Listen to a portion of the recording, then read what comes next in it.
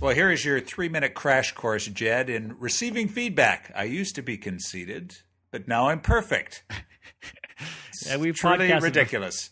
Yes, well, we've podcasted before on how to give feedback effectively with the Wiley Manager feedback model. And on this full-length version of the podcast, we talk a lot about how to receive the feedback effectively.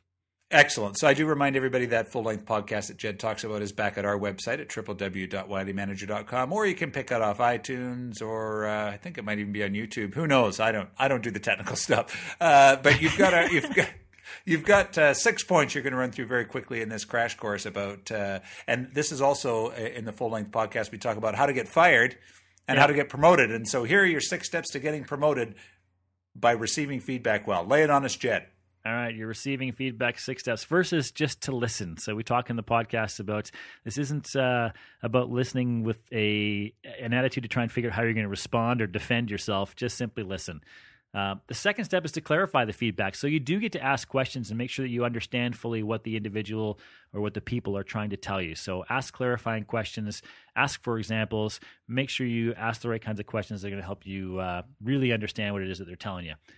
The third step is to simply thank them for the feedback. So again, you don't defend, you don't try and respond. You just say, hey, I appreciate you sharing that with me. I know it may have taken some courage for you to be honest with me, and I appreciate that.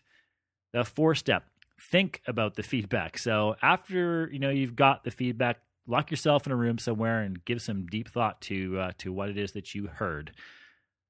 Number 5, once you've done some of that thinking, you need to figure out, okay, based on the feedback I'm getting, what needs to change? What are some of the improvements that I'm going to try and make based on the feedback that are going to help me become a better leader? The last step, the often forgotten last step, is to follow up. So you might then go out and initiate that action plan to improve and start to make some of those behavior changes.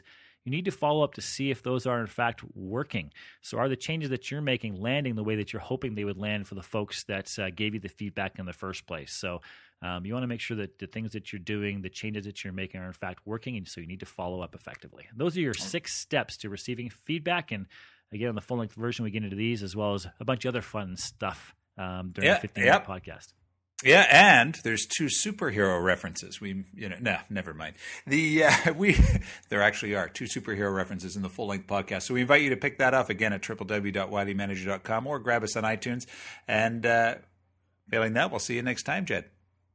All right, thanks, Bob.